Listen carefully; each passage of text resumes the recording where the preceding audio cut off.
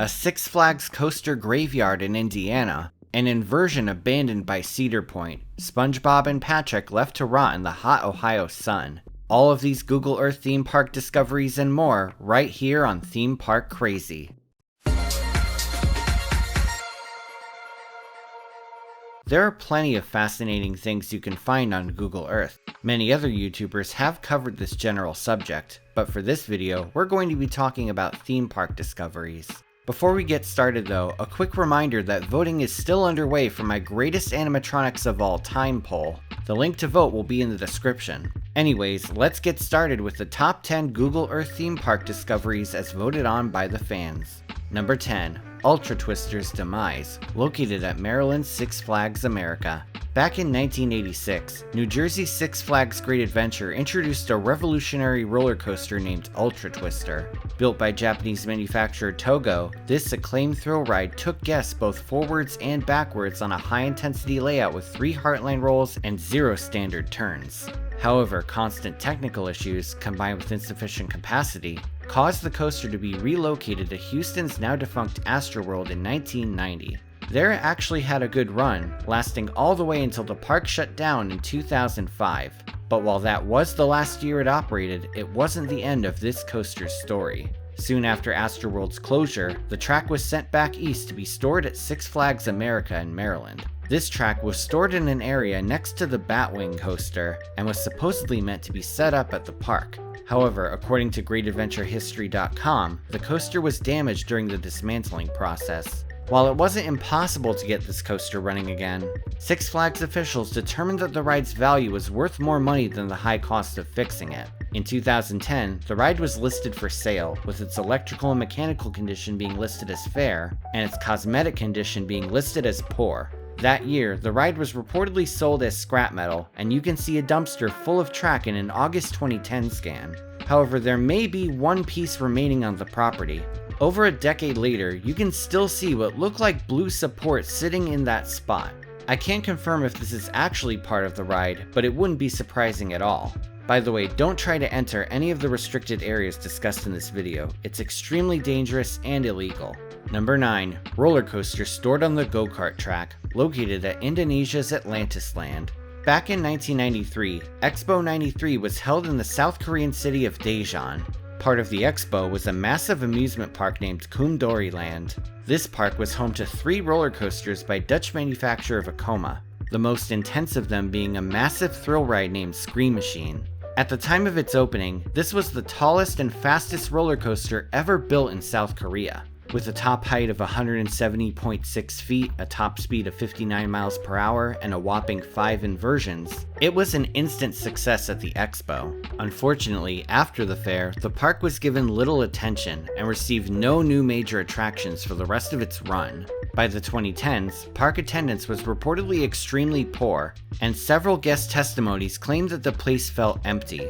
Likely due to poor attendance, the park finally shut down in 2012. Afterwards, Scream Machine, then renamed Black Hole Express, was relocated to an Indonesian park named Atlantis Land. Interestingly enough, the park stored the coaster track along an abandoned go-kart track. It's truly fascinating to see the yellow steel lined up with the kart track's layout. It's unknown why the park did this, but you could speculate it was for environmental reasons. Storing the track on the dirt or grass would likely make it easier for the metal to rust underneath due to the moisture that would accumulate. On the other hand, despite likely wanting to preserve the track, the park never reconstructed the coaster, and it's been on the property for around a decade. The kart track has since been overtaken by nature, but you could still make out the track in the satellite imagery. Number 8. Intimidator 305's turn being modified, located at Virginia's King's Dominion. First opening in 2010, Intimidator 305, or I-305 for short, is by far one of the most intense coasters on Earth. Unfortunately for the park, it was this intensity that initially caused it a major headache. In its opening year, several people experienced intense grayouts and blackouts. A grayout occurs when high G-forces push blood away from your head and cause a temporary loss of vision. A blackout is the same thing, except you actually lose consciousness for a moment. The very idea of a ride being so intense that you lose your vision and pass out, while exciting for the more extreme coaster enthusiasts, is considered viscerally terrifying by most. So while the ride was praised by coaster enthusiasts, much of the public was turned off. In fact, in I-305's opening year, it drew less riders than Dominator, a relocated floorless coaster from the defunct Geauga Lake. The biggest culprit of rider blackouts was by far the first turn. Since the turn is right after the giant 300-foot drop, the positive G's of the turn pressed hard on riders' heads. This caused blackouts for riders with lower intensity thresholds and lower blood pressure. As a response, King's Dominion initially put trim brakes on the first drop to slow the descent, but because trims on the first drop are total buzzkills, a more permanent solution was needed. So the park opted to modify the first turn to lessen the positive G-forces. This process, while largely out of view to the public, was revealed on Google Earth. Here you can see a good chunk of the turn removed from its footers, with a construction crew on the scene. The ride opened with its new turn, which didn't look too different from the original from a bird's eye view. However, even a small difference in profiling can greatly change the ride experience. Since then, the coaster has been said to run smoothly, and it remains a top draw for adrenaline-seeking maniacs, and yes, I still grade out on it. Number 7. Togo's old subsidiary, located in Middletown, Ohio. After building the aforementioned Ultra Twister, as well as King Cobra for Ohio's Kings Island, Togo wanted to better serve their clients outside of Japan. So in 1991, the company set up a subsidiary in Middletown, Ohio. Here they would test and manufacture a number of new coasters for the North American market. Perhaps the most infamous project, however, was the Mega Coaster model.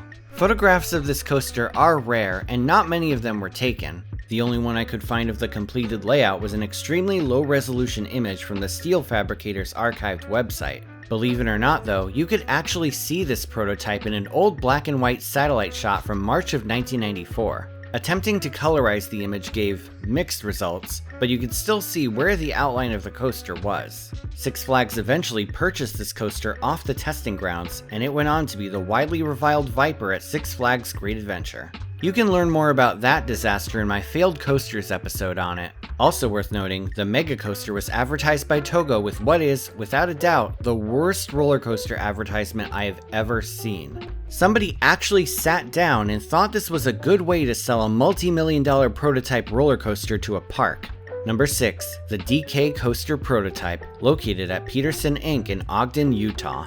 One of the biggest theme park stories in the past few years is the opening of Super Nintendo World at Universal Studios Japan. However, this is all only the tip of the iceberg. In 2024, the park is set to open a brand new prototype roller coaster themed to the Donkey Kong franchise.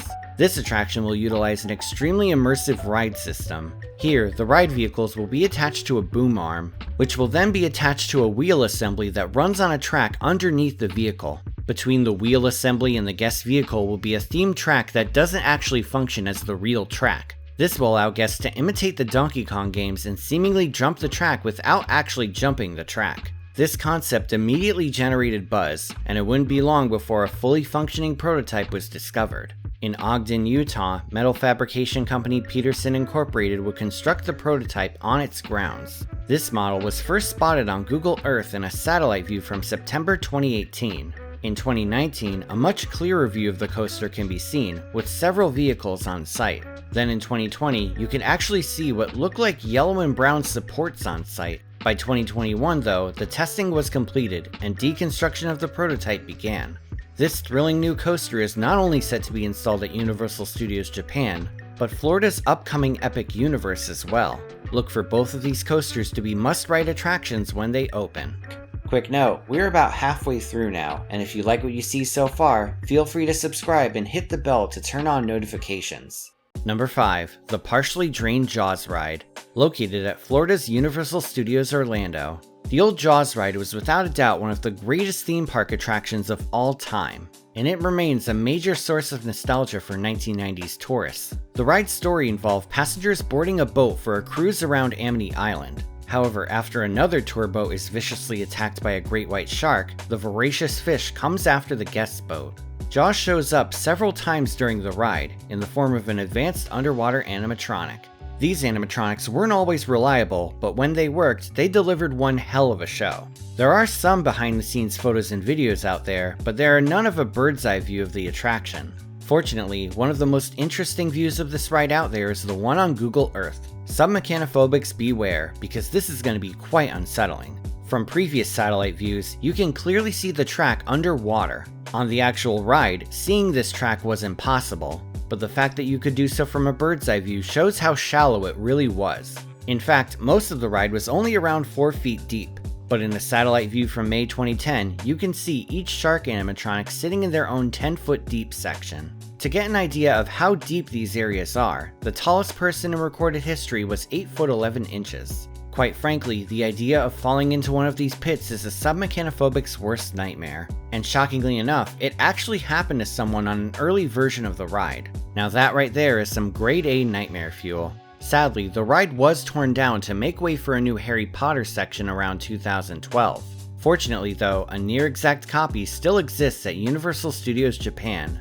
And funnily enough, it's literally right next to Super Nintendo World. Soon enough, you can ride the Jaws ride and the Donkey Kong ride on the same day. How epic would that be? Number 4. Abandoned Spongebob statues, located at Kings Island. In the early 2000s, Paramount Parks was in charge of Kings Island. Moreover, there was also a water play area themed to Nickelodeon Slime. This attraction though was later rethemed to Bikini Bottom Bash, sporting SpongeBob character statues: Squidward, Sandy, Patrick, SpongeBob. Shortly after the Nickelodeon branding was introduced though, Paramount would sell its parks to Cedar Fair.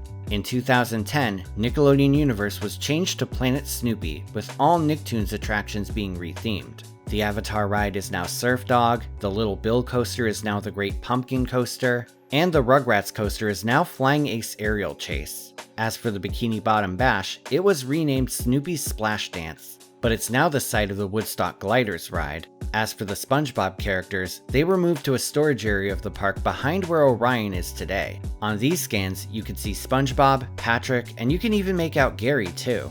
The characters ended up sitting here from 2010 all the way until this April 2017 scan. The whereabouts of these statues are currently unknown, but considering how long they were left to the elements, they must have been in pretty rough shape. Number 3. The track of Batman and Robin the Chiller, located at Susie Q Farms in Cream Ridge, New Jersey. Now this story is fascinating, and I really should have included it in my failed coasters episode on this ride. You may remember from that video that the chiller was removed from the park after several mechanical issues caused it to have a bad run. It was constantly faced with downtime, especially the Batman side. After the chiller's closure in 2007, a man named Sam Russo obtained a contract from his friend to store the track on his property, Susie Q Farms. Russo's farm doubled as a solid waste facility, and the ride was just some of the material he accepted there. Though storing the track didn't mean he owned it, he believed he would be able to sell the ride for profit if it sat on his property long enough for him to own it. The state of New Jersey, however, objected to Russo's operation, saying he did not have the right permits and posed a risk of pollution to the local environment. The state accused him of operating an illegal dump, and as far as I know, the lawsuit is still ongoing. For years, the chiller's track could be spotted on his property through Google Earth, and aerial photographs of the ride were even used as evidence. However, the track wouldn't stay on his property for long, and it was removed sometime around 2013. The ride was moved to Brazil's Beto Carreiro World, where it was stored and eventually scrapped for good. Interestingly enough though, not all of the coaster was removed from Russo's farm. The Batman and Robin symbol, which was placed on the Batman side's top hat, still sits on the farm. And thanks to the sun, an actual bat signal can literally be seen on a New Jersey farm. Talk about wacky. Number 2. The Six Flags Coaster Graveyard, located in Thorntown, Indiana. From 1983 to 1996, an amusement park named Old Indiana Fun Park operated in Sugar Creek Township, Indiana. While the park ceased to operate in the 90s, it wouldn't be long before it saw roller coasters on the property. Shortly after its closure, amusement park company Premier Parks planned on redeveloping the property for a 1999 reopening. However, in 1998, those plans were scrapped as the company purchased the original Six Flags company and rebranded itself under the Six Flags name. Before the project was cancelled, however, Premier Parks had purchased 4 used roller coasters from the defunct Opryland USA in Nashville, Tennessee, to be stored on the property and later reconstructed. These coasters included the historic Wabash Cannonball Corkscrew Coaster, a formerly enclosed coaster named Chaos, Screamin' Delta Demon, and a mine train coaster named, funnily enough, Rockin' Roller Coaster. After the redevelopment fell through, Six Flags would use the property for storage purposes only. After acquiring Massachusetts Riverside Amusement Park, 2 older coasters named Black Widow and Little Ricky's Little Twister were moved to the property in the year 2000. Out of the 6 coasters that sat in the graveyard, only Rock and Roller Coaster is still in operation, now known as Canyon Blaster at New York's Six Flags Great Escape. On Google Earth, you could see the rest of these coasters rotting away, with the clearest shot being a March 2005 scan. In 2002, Six Flags reportedly sold the property to the owner of a tanning bed and suntan lotion company. The deal allowed the coasters to be stored until 2007, and by then, every trace of the Great Six Flags Coaster Graveyard was removed. If you went on a road trip to find it, all you'd find left is grass, dirt, grass, and more grass. Number 1. Maverick's Heartline Roll, located on Adena Corporation's property in Mansfield, Ohio. Maverick is by far one of the most thrilling attractions at Ohio's Cedar Point Amusement Park. Its layout is absolutely packed with intense elements. However, its original design had one extra thrilling element. The original layout for the ride actually had a Heartline roll shortly after the enclosed launch. This inversion could be spotted in promotional animations for the ride, and it was actually built and fully tested. Unfortunately, during the testing phase, the decision was made to remove the element. At first glance, you may think that an inversion that looks this fast would whip riders to the side and break their necks. Contrary to popular belief though, the inversion itself wouldn't have been dangerous to guests. With Heartline rolls, the center of rotation allows passengers to safely experience the element, even at decently high speeds. The real reason this element was taken out was because of the stress put on the ride's trains. While passengers would have been spared the element's most brutal forces, the ride's vehicles would take the brunt of them. This would have led to excessive wear and tear on the trains, thereby leading to exorbitant maintenance costs. So in an effort to make the ride more reliable, the park had the Heartline roll removed and replaced with a much less stressful S-curve. As for the Heartline roll itself though, it was sent to the property of contracting firm Adena Corporation, who fabricated Maverick's track. For years, this track was often overlooked. However, just recently, the track was discovered on Google Earth sitting right on the property in plain sight. The best scans by far are 2 from 2015 and 1 from 2018.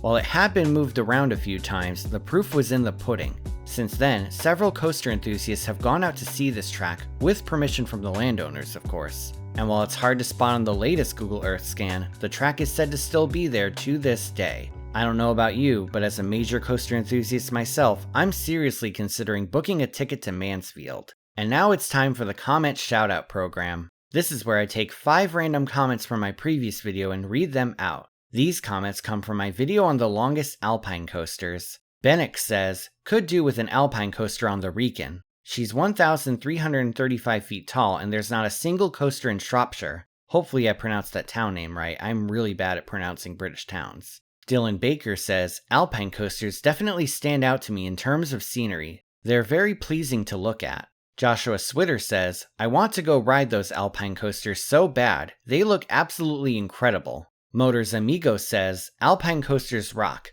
And finally, Master Braden G says, guys, wake up, TPC uploaded another banger. If you want to see your words in my next video, leave a comment down below and it may be selected. Please note though that inflammatory or spam comments will not be read. Thank you all so much, and if you want to support me on Patreon, you can do so once again at the link in the description. Thanks for watching everyone. Feel free to like, share, and subscribe. You can follow me on social media on Twitter, Instagram, and Facebook, or you can check out my website at themeparkcrazy.com. And I'm on TikTok, for reasons I'll explain in a pinned comment. This is Theme Park Crazy, and I'll see you all next time.